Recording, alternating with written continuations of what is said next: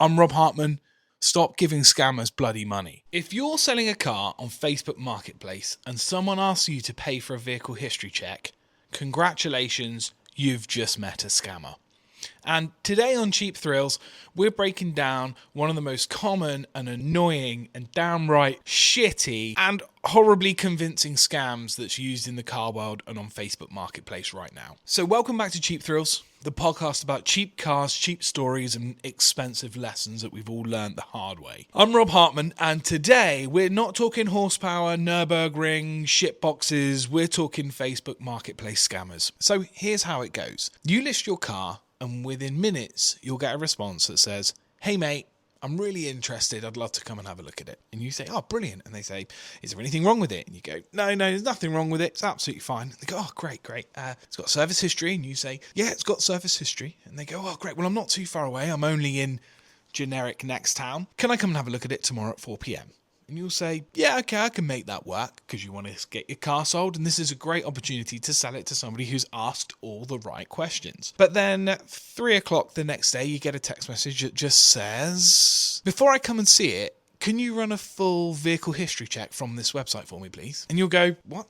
And they say, "Yeah, it's for my insurance or a bank or for my nan." They send you a link. They say it's only 12 quid and it's a full history check and I'll know everything about your car. But the moment you pay, they will vanish faster than a Fiesta ST in a Bradford petrol station. There is no chance you are seeing your £12 again. I dare say there is a good few chunks of people out there who wouldn't give anyone £12 for a history check based on the principle that somebody else is buying it and it's their responsibility to pay. But what's actually happened? Well, that website, it's not a legitimate history check website. It's basically a digital pickpocket.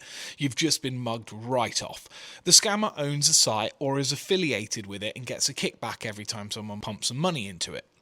Your 12 quid is gone, and unfortunately they now have your card details too. So not only are they never going to come and see your car, not only have they wasted your time, not only have you paid them 12 quid, but also they've now got your card details registered online ready to charge you again. Now, if that ever happens to you, it's pretty obvious the first thing you need to do is get straight onto the bank, get that card stopped. If you can stop the transaction for that payment, get it done as well. You might get it back depending on the merchant, but it's unlikely that you will. It is horrendous because it's actually preys on people with a limited car knowledge and people that just want to be helpful. That's kind of how the mechanics of these scammers work. The scamming is mental, it's in your mind, and it just plays right into their hands, and you will give them an amount which seems like a reasonable amount. "Oh yeah, I'd gamble 12 quid on someone coming to buy this car." I think that it is one of the worst scams that's going around, and I can imagine lots and lots of people have been caught by it, and probably don't want to say that they've been caught by it, which is totally cool because you probably wouldn't.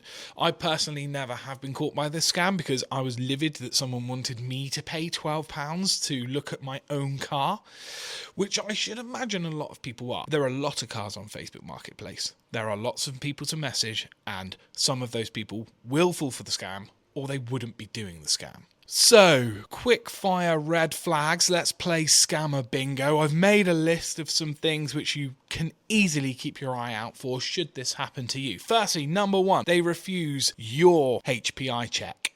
So you've already done a HPI check when you bought the vehicle. They refuse it.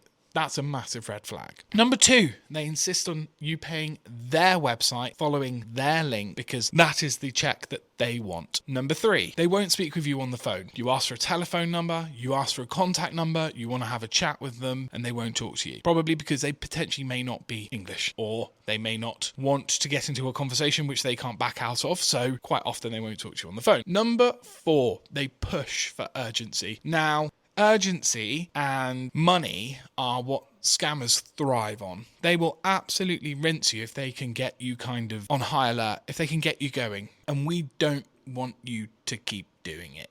I don't want you to keep doing it. You don't want to keep doing it. Also, if they've done you once, they're going to come back again.